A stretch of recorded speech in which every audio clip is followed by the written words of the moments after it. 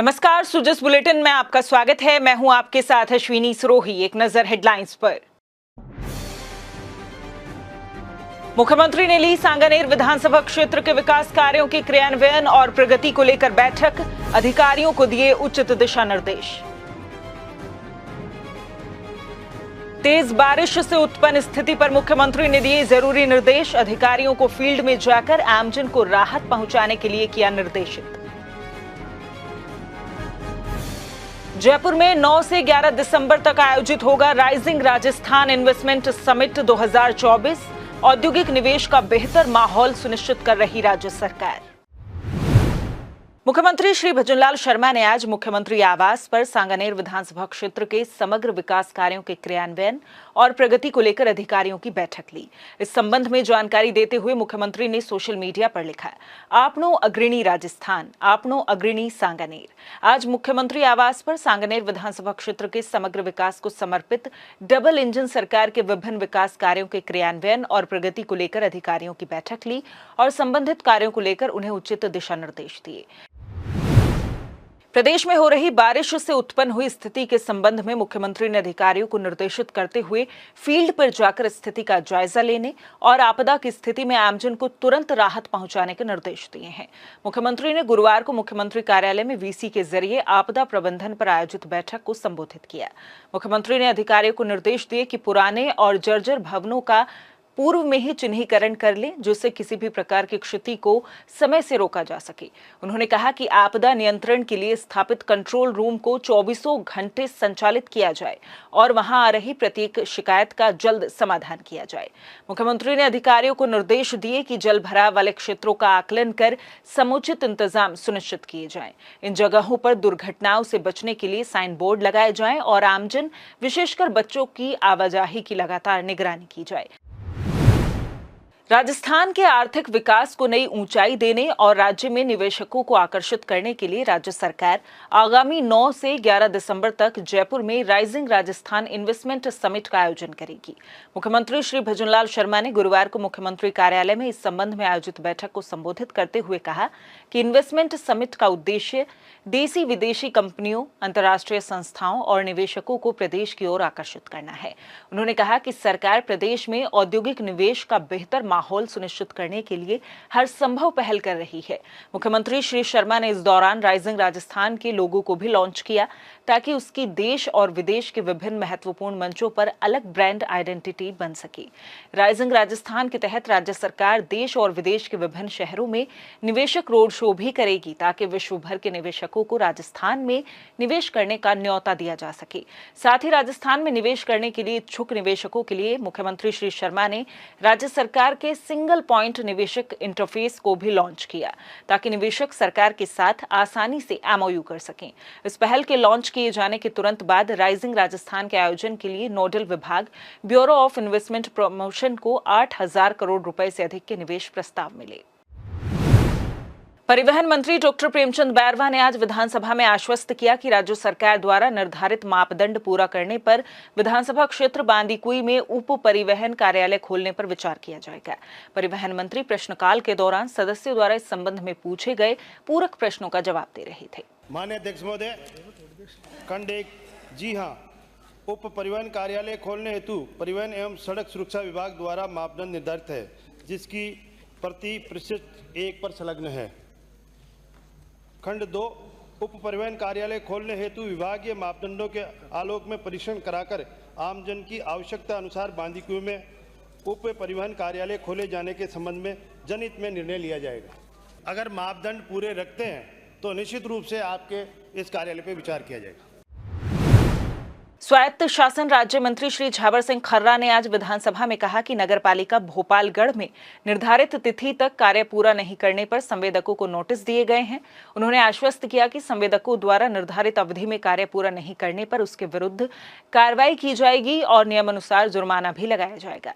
माननीय विधायक महोदय ने जो प्रश्न पूछा है, जो कार्य अपूर्ण है उनके कार्यादेश के अनुसार कार्य की समाप्ति दिनांक एवं नगरपालिका द्वारा कार्य निर्धारित अवधि में पूर्ण नहीं किए जाने पर दिए गए नोटिस का ब्यौरा भी आपके जवाब में शामिल है। मैं विधायक महोदय को और सदन को आश्वस्त करना चाहूंगा कि जिस भी संवेदक ने कार्यादेश प्राप्ति के बाद निर्धारित अवधि में कार्य पूर्ण नहीं किया, उसके खिलाफ नियमों के अनुसार दंडात्मक कार्रवाई करके जो भी पेनल्टी लगाई जाएगी वो लगाएंगे। संसदीय कार्य मंत्री श्री जोगाराम पटेल ने आज राज्य विधानसभा में बताया कि जोधपुर स्थित राई का बाग रेलवे स्टेशन का नाम राई का बाग लिखा जाना पुरानी लिपिकीय त्रुटि है। उन्होंने कहा कि राज्य सरकार द्वारा इस त्रुटि को सुधारने के लिए रेलवे को लिखा गया है और विश्वास है कि जल्द ही इसका समाधान हो जाएगा। संसदीय कार्य मंत्री शून्यकाल में रानीवाड़ा विधायक श्री रतन देवासी द्वारा इस संबंध में ध्यानाकर्षण प्रस्ताव के माध्यम से उठाए गए मामले पर जवाब दे रहे थे। माननीय सदस्य को ये आपके मार्फत विश्वास दिलाता हूं कि ये लिपि की त्रुटि है और राजस्थान सरकार ने रेलवे को लिखा है इस लिपि की त्रुटि को ठीक की जावे, राई डैश का नहीं होकर के राई का एक ही शब्द लिखा जावे और हमें विश्वास है कि शीघ्र ही इसका समाधान हो जाएगा। और एक समाज के नाम से जुड़ा हुआ विषय भी है, भावनात्मक विषय भी है। मैं आपको आपकी मार्फत विश्वास दिलाता हूं राजस्थान सरकार इस संबंध में इस लिपि की त्रुटि को ठीक करने से भारत सरकार से संपर्क कर रेलवे विभाग से संपर्क यथाशीघ्र इसका समाधान कराएंगे। और समाज से मेरी अपेक्षा है कि लिपि की त्रुटि है, इसमें आंदोलन की आवश्यकता नहीं, राजस्थान सरकार पूरी व्यवस्था करेगी और समाज की भावना के साथ है। मौसम विज्ञान केंद्र जयपुर के निदेशक श्री राधेश्याम शर्मा ने प्रदेश में मौसम के हाल की जानकारी दी। उन्होंने बताया कि पिछले 48 घंटों में पूर्वी राजस्थान के कई इलाकों में मानसून सक्रिय रहा है। पश्चिमी राजस्थान के बीकानेर और जोधपुर संभाग में भारी बारिश हुई है। अगले 5-7 दिनों तक राजस्थान में मानसून सक्रिय रहेगा। पिछले 48 घंटों से पूर्वी राजस्थान के कई इलाकों में मानसून सक्रिय रहा है। पिछले 24 घंटों में यदि देखें तो खासकर जयपुर संभाग, इसके अलावा भरतपुर, कोटा संभाग, साथ ही साथ शेखावटी क्षेत्र के कई इलाकों में मानसून सक्रिय रहा है। कहीं कहीं भारी से अति भारी बारिश रिपोर्ट हुई है। वहीं पश्चिमी राजस्थान के बीकानेर संभाग और जोधपुर संभाग के कई इलाकों में भी भारी बारिश रिपोर्ट की गई है। 9 ऐसे जिले हैं राजस्थान में जहां पे अति भारी बारिश हुई है और 9 ही ऐसे जिले हैं जहां पे भारी बारिश की कैटेगरी में रेन हुई है, यानी कि ज्यादातर स्थानों में वाइड स्प्रेड रेनफॉल रिपोर्ट हुई है। अधिकांश भागों में रेन हुई है, कहीं भारी है तो कहीं अति भारी बारिश भी रिपोर्ट है। तो कुल मिलाकर अभी जो सिस्टम बना हुआ है या पिछले 2 दिनों से जो जयपुर और आसपास में सिस्टम बना हुआ था, आज वो सिस्टम साउथ वेस्ट यानी कि कह सकते हैं कि पश्चिमी राजस्थान की ओर आगे बढ़ा है। अभी भी इस सिस्टम का असर जो है वो अजमेर, नागौर, खासकर जोधपुर संभाग के सभी जिलों में, इसके अलावा जो बीकानेर संभाग के जिले हैं, खासकर बीकानेर, इसके अलावा जो चूरू के आसपास के इलाके हैं, तो इनमें अभी भी अगले 24 घंटों तक भारी से अति भारी बारिश होने की प्रबल संभावना है।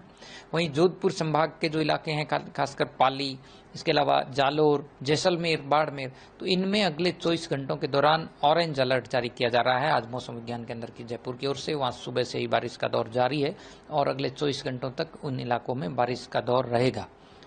इसके बाद यदि देखें तो एक और नया लो प्रेशर सिस्टम फिलहाल झारखंड के ऊपर बना हुआ है, आज बन गया है और अगले ये 24 घंटों में और इंटेंस होगा, यानी मोर मार्क्ड होगा। इसके बाद ये धीरे धीरे पूर्वी भारत से होते हुए यानी मध्य प्रदेश को क्रॉस करते हुए ये 3-4 अगस्त तक पूर्वी राजस्थान के ऊपर पहुंचेगा, यानी कि एक और नया बारिश का जो स्पेल है वो पूर्वी राजस्थान में अगले 24 घंटों बाद ही शुरू होगा। इसका जो असर है वो 3 अगस्त को साउथ ईस्ट राजस्थान यानी कोटा संभाग और उदयपुर संभाग के कई जिलों में शुरू होगा। विशेष जो असर है वो 4 और 5 अगस्त को राजस्थान में इस सिस्टम का सर्वाधिक असर बनेगा।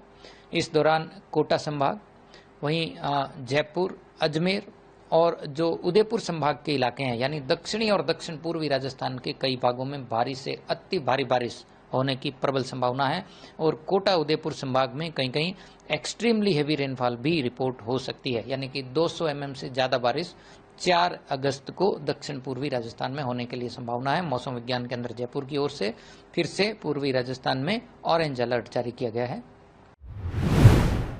सो जिस बुलेटिन में फिलहाल इतना ही, फिर होगी आपसे मुलाकात, तब तक के लिए नमस्कार।